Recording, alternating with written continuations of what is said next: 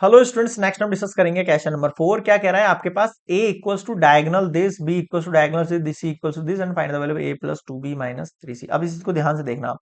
ये जो a के आगे यहाँ पर इसने डायगोनल लिखा है, इसका मतलब क्या होता है मेरे पास?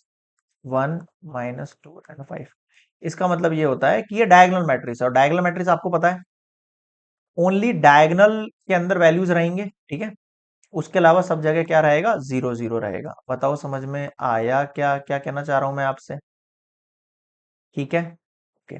Same for B and same for C, उसको आपको यहां पुट करना है और आंसर निकालना है, ठीक है।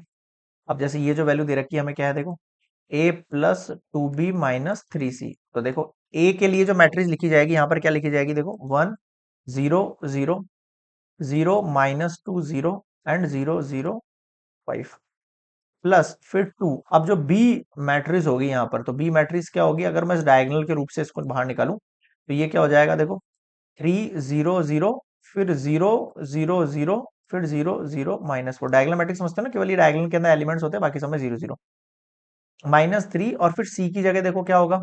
Same thing, -2 0 0 0 7 0 and 0 0 0। समझ में आया? तो कर लो सॉल्व।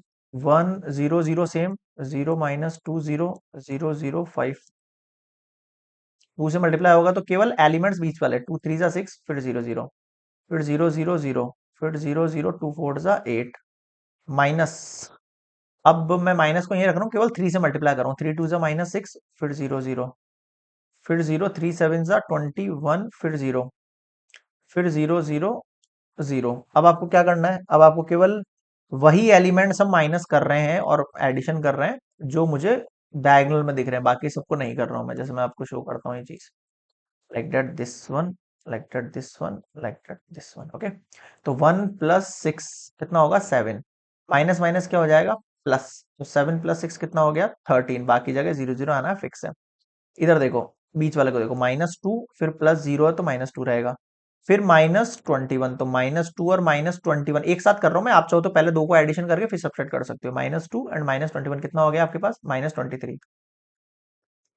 फिर देखो 0 0 0, फिर 0 0 0, फिर देखो 5 प्लस -8, तो कितना हो जाएगा आपके पास? ये 5 में से -8 हुआ तो माइनस का 3 हो गया। और इसी को मैं कैसे लिख सकता हूं? इसको मैं ऐसे भी तो लिख सकता हूं, डायगोनल 13 -23 एंड -3। बताओ ऐसे लिख सकते हैं कि अपन इसको? बिल्कुल लिख सकते हैं सर। समझ में आ रहा है क्या कहना चाह रहा हूं मैं आपसे? तो यहां पर ये जो पूरी वैल्यू है आपके पास, a plus 2b minus 3c, उसे हम इस तरीके से भी मेंशन कर सकते हैं। क्लियर हुआ यहाँ पे? क्योंकि हमको जैसे क्वेश्चन दिए तो उसी तरीके से मेंशन करके लिखना है।